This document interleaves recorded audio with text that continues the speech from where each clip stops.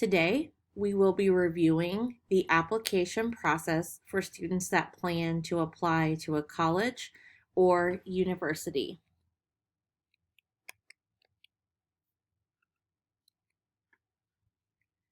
When should students apply to college? September is an optimal time to begin applying to colleges. Of course, only seniors in high school will have the opportunity to apply to a college or university. Some universities open applications as early as July before their senior year, but around September of senior year is usually a very popular time to begin the application process. Colleges and universities will largely use electronic communication when sending out notifications as to when the application opens, as to when the financial aid results are ready, as to when the housing applications are ready and able to be opened.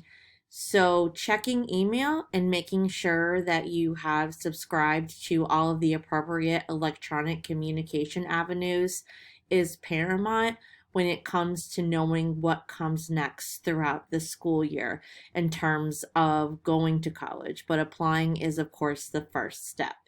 Usually, when applications roll over, your student or you will get information that the fall 2022-23 application is now live and ready to be completed, and that is when our incoming class of 2023, will be ready and able to complete the application.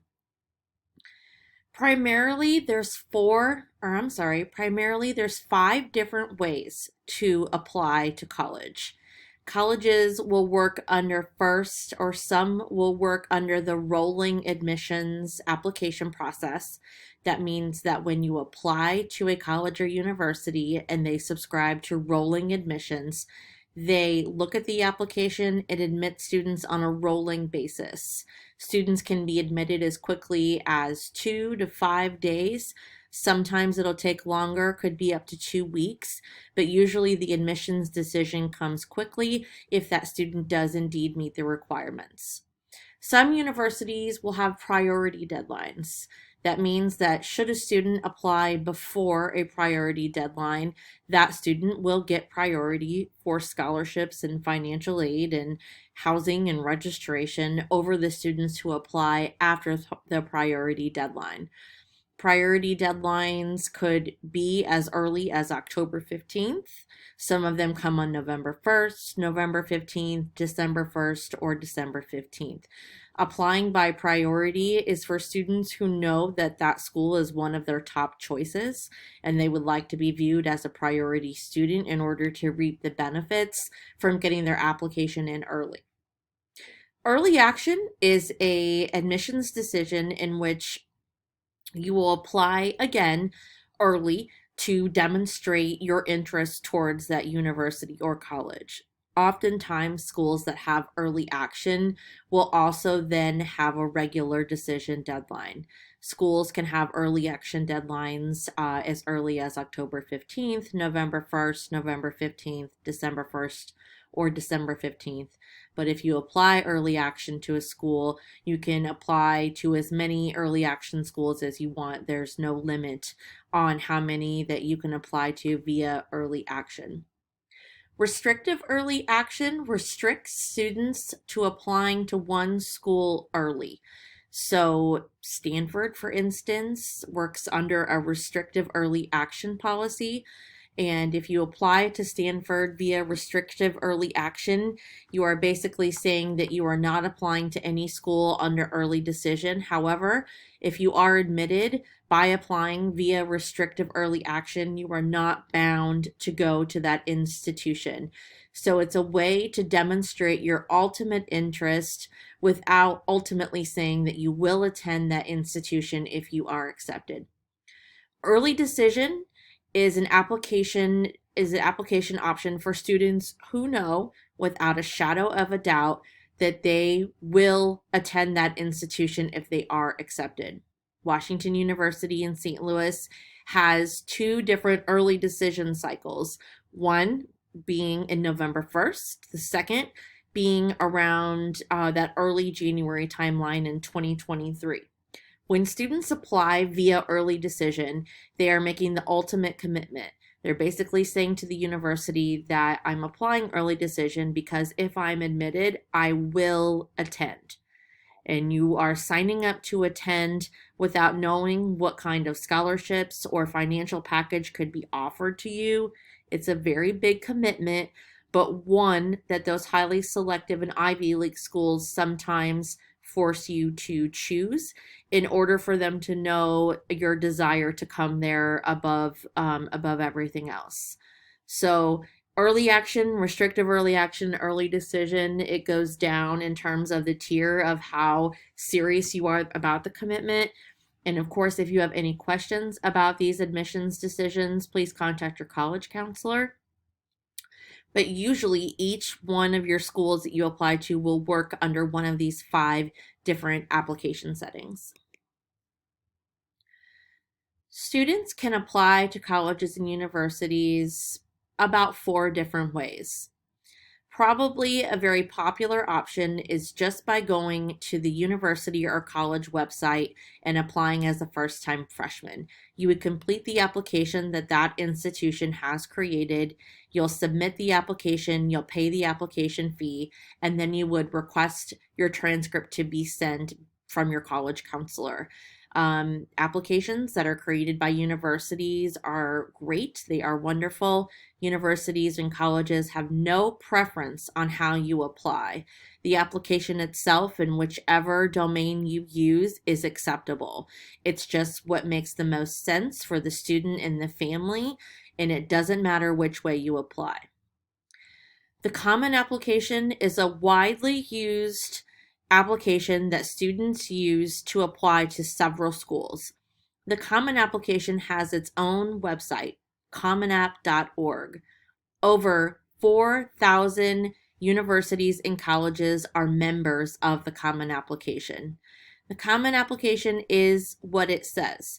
It is one common application that can be sent to up to 20 schools that are members. Many students who plan to apply to 2 or 3 universities that are members of the Common Application choose to use the Common Application. I believe that it keeps students organized by using the one common part that has about 6 different entities within it, and sometimes an essay is required when using the Common Application. Again, you do the one common part and you submit and pay for the applications by way of the Common Application. It is very common for students to use the Common Application. More and more Kirkwood High School students use the Common Application every year. Kirkwood High School teachers, Kirkwood High School college counselors, administrators are very familiar with the Common Application. So whether you choose to apply via the Common Application or through a university's website, again, there's no preference, but just know that we will be holding workshops explaining the Common Application and all of its different components. And again, if you are applying to 2 or 3 schools that take the Common Application, it's probably a good idea to know that you should create an account and plan on completing the application itself. The coalition application is similar to the Common Application, just not as popular. There are only a few schools across the nation that are coalition exclusive. If you plan on applying to one of those schools, it is very transparent from that school's website if students have to use the coalition application and the coalition application alone to apply to that institution. But again, probably less than 5 schools in the entire United States are coalition exclusive. The preferred student application is offered via email a lot. Some universities may view students with a certain GPA or a certain ACT score, or if you've demonstrated interest in that institution, they may send you an opportunity to apply for free, or they may say if you just fill out this really quick personal information component, you won't have to do any other information on the application, such as, talk about your resume or do an essay. They want students to apply this way, and they're coveting students that maybe have the qualifications or the things that they believe that they want in their undergraduate population. There's no harm in doing preferred student applications. I just encourage students and families to just not just do them for the sake of doing them. If they have interest in possibly attending that school, that's always an incentive to apply. Just because you get a preferred student application does not mean you'll be offered the top merit-based awards. Oftentimes, preferred student applications come by ways of institutions wanting to get their application numbers up so their admit numbers can be lower. In turn, they can be a little bit more selective. So if you have questions about a preferred student application, you can ask your college counselor, but it's okay to use them, but maybe don't use them completely blindly if you have no incentive or no ideas about actually attending that institution. The following are components that some colleges and universities will require. Some schools will require you to write one essay. Some schools may require multiple essays. Whether you use the application that has been created for that individual school, or if you're using the common application, the requirements will be within that application and they will tell you what they need in order for an application to be complete. College essays are being explored and taught right now in your junior English classes. So hopefully you will leave KHS going into the summer before your senior year with at least a rough draft of your college essay. But just know that your KHS college counselors are here to help with everything from brainstorming to checking through the essay to make sure that everything looks good, and of course helping you to become organized with the timeline for the final essay submission. Not all universities require an essay, only some do, but again, when you're completing the application, it should be transparent about that expectation. Test scores will always be sent by the student from their ACT or SAT account. You can self-report test scores on college applications, but an official test score will always be needed to verify that that test score is complete and is what you say that it is. So that's where creating an ACT or SAT account is crucial, because you will need to log into that account to have your test score sent officially to any college or university that you apply to. Transcripts have to be sent from your college counselor to the institution. That is the only way that they will count a transcript as official. Transcripts can be requested through the common application, or transcripts can be requested via email. When you complete an application and you send in the application fee and you have submitted your test score, the fourth step would always be to request your transcript. Colleges and universities do not reach out to Kirkwood High School to request transcripts for you. They know that that is your responsibility to request that transcript.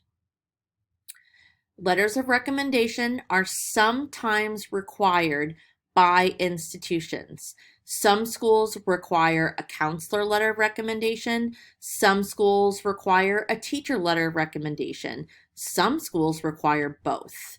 So again, it is imperative that you know what is expected from the institutions you plan to apply to. Letters of recommendation should be requested 2 weeks before an application is due. It's just common courtesy to ask verbally for the letter of recommendation and to follow up with an email. Some teachers will want you to request a letter of recommendation before you leave for the summer. If you are a student that already knows that they will need a counselor or teacher recommendation, I would start asking now, just in case a teacher may have a form for you to fill out. They may have a list for you to get on. It's just important that you know if that letter will be required, how the teacher would like for you to request it, and if there's any other information they need from you to write that letter of recommendation. Last but not least, some universities may require you to have a resume. If you've already taken personal finance, you did start to work on a resume in that class. If you have not taken personal finance, building a resume through a Google Doc template, could be a good idea to start over the summer.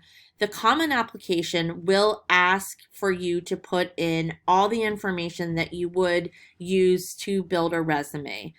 The Common Application will ask for the name of the activity, a brief description of the activity, and they will ask you for how many weeks out of the year you participate in that activity and how many hours per week.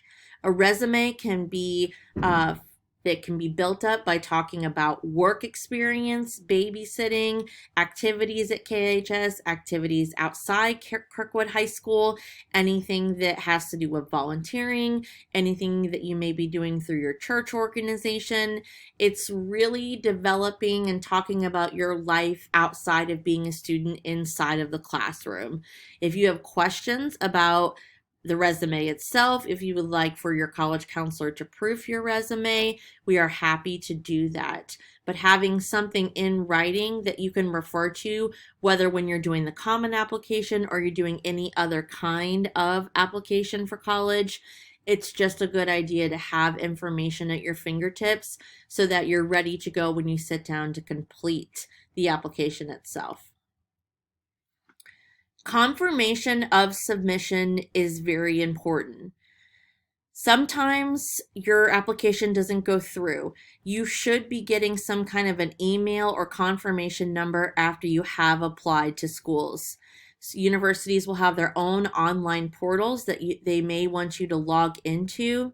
The Common Application may say something like, your application has been submitted, here is your confirmation number, and just know that you can always call the school, the university or college to ask if they have everything that they need in case you are still getting notifications that your high school hasn't sent the transcript or your test score hasn't been received. Calling the school is the most up-to-date way to see what materials have arrived and what materials are still missing.